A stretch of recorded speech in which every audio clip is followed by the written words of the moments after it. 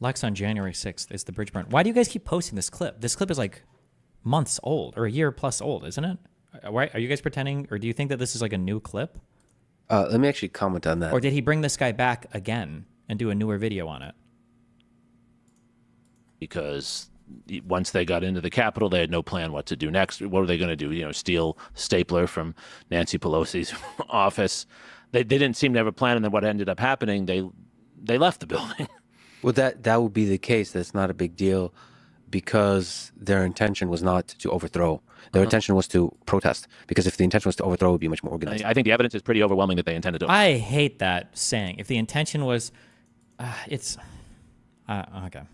To stop. They were there to stop the certification of the election. They were there to prevent Donald Trump from having to leave office. They just didn't have a good plan. This was the Keystone Cops.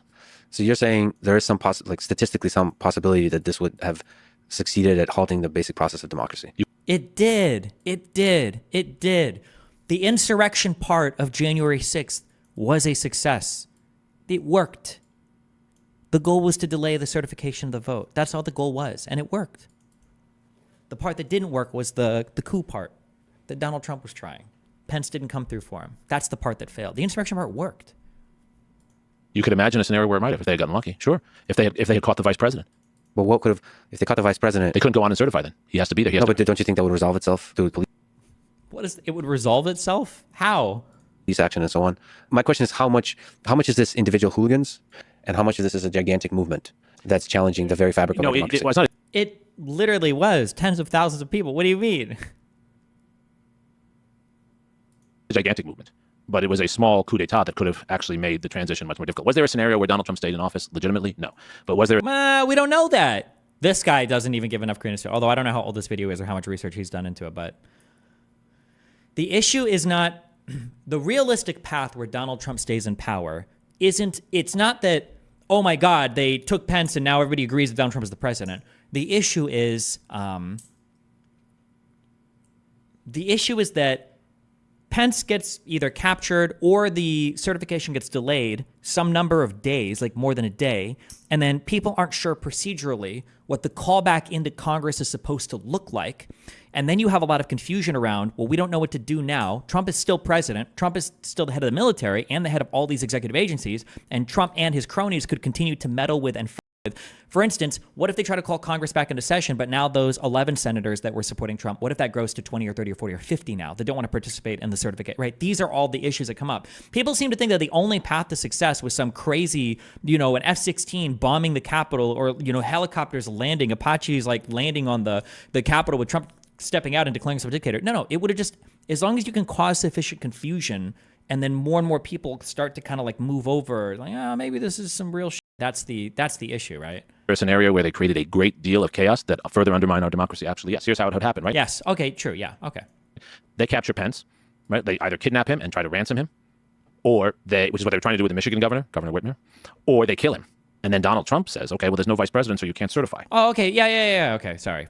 I don't remember how much of this I watched before. Yes. Yeah. They don't even have to kill him, but just like weird shit. Like, well, I don't know what we're supposed to now. Yeah.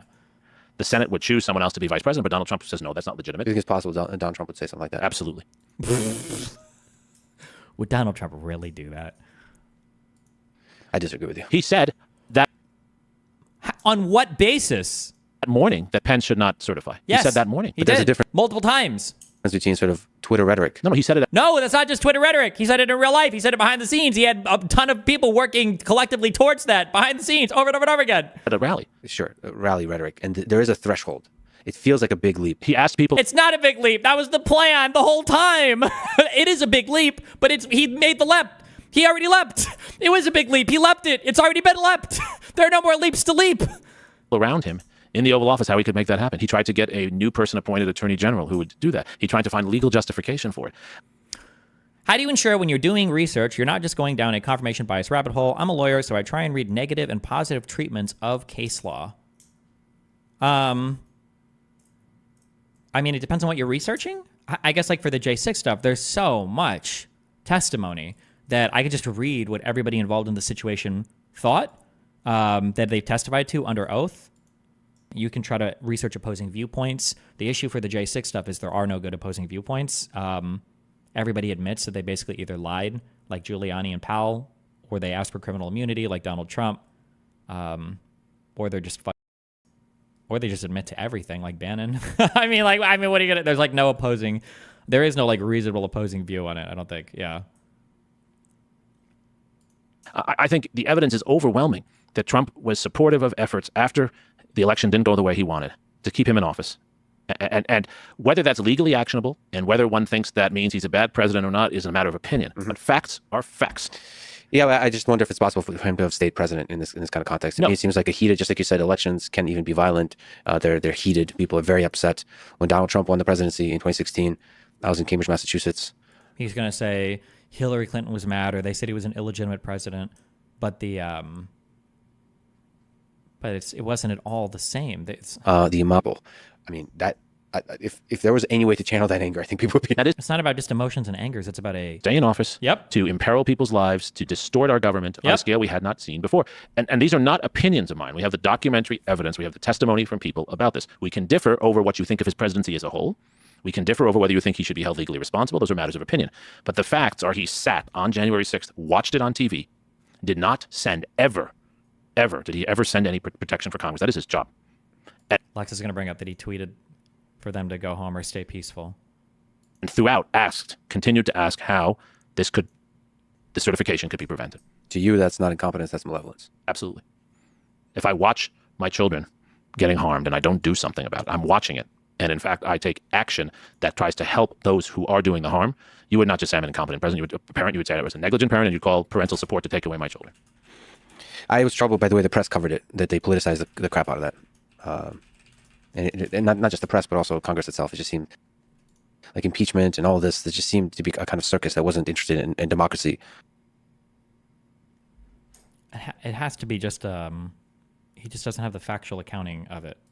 Or nonpartisanship. So it's very difficult for me to see the situation with clear eyes because it's been colored by the press. It's very difficult for me to know what is even true. Members of Congress, including our members of Congress from our district and others, right? Their lives were threatened. They were traumatized. I have a lot of students, at least a dozen, who are staff members. More than half are Republicans. Part of what traumatized them was that the president did not do his job to protect them. Yes. As a child would be traumatized, not only if harmed by someone, but if mom and dad don't do everything they can. One of the things that makes people feel safe is they know their parents, they know their person in authority can't always keep them safe, but they want to know the person's always trying. I agree with you that listen, I'm somebody that believes in this kind of idea of family, especially people I work with. That to me is a high ideal to protect, but that's a little bit different. It's his job. Hold on a second. That's a little bit different than protecting democracy. Those are two different things. Protecting your employees and protecting democracy is an ideal. No, you could say he didn't protect either, but I think the criticism that he didn't protect the employees is one thing. But the employees in this case are the ones carrying out democracy. Yeah. So it's like saying the general who doesn't protect his soldiers is maybe not protecting his employees. He's also not protecting the war effort, right? It is the people we're talking about, the people who are actually doing the work of democracy at that moment, the most basic function of democracy, which is certifying votes. And their lives were. I'm telling you, I had students, one who works for Senator Romney, for example, who spent hours in a closet, hearing people outside, looking on her phone. When is the president sending people to protect us so we can do our job? And she was not happy with the way the election turned out, but she was there to do her job because she believes in democracy, to service the Senate and the Senate's role. What should have Donald Trump done without turning him into a different human being? He should have immediately, just as we were watching things get breached, the moment that the members of the House and the Senate had to evacuate their respective chambers, he should have immediately gone on TV and Twitter and every space he could and tell his supporters to leave. Absolutely. And say what he never said. Yeah. This is un-American what you're doing. This is unacceptable. We never use those words. This is un-American. This is unacceptable. I'm completely against anyone storming the Capitol like this. True. Go home now, please. Or you can use his own language but tell him to leave. Yeah. And immediately, as soon as we know he was watching for hours, and we have testimony from his own daughter, from Ivanka, saying she tried time and again to get him to say something earlier on, and he didn't. He watched it.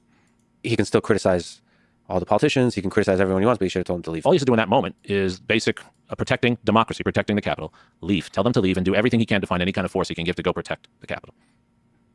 I wonder how difficult it is to lose a presidential election. It's happened so many times. We know. I understand that, but it's especially when what is it? 80 million people vote for you, or like millions and millions and millions of people vote for you. It's crazy. Now imagine how hard it would be to lose an election when more people voted for you than the other guy. Imagine how hard that must be. Crazy. This democracy thing is crazy. George H.W. Bush won a war in the Middle East, right? He had 90% approval rating, and a year later lost the election to someone, Bill Clinton, he thought had none of the experience he had. He believed didn't have the right moral character, Why do people treat Trump like a retarded child? It's the same thing as me, okay? People have no standards for the other side. And then if you violate any of the standards that you say you have, even slightly, or it's even perceived that you have, then people will treat you like a hellspawn, right? But the other side has no standards, okay? It's the same type of shit we do when we do online debate.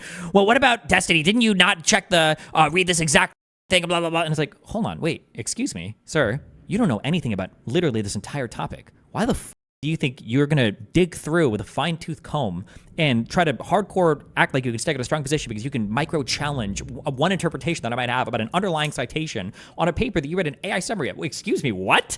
Yeah, no, the standards are there are no standards on the other side. There are no standards.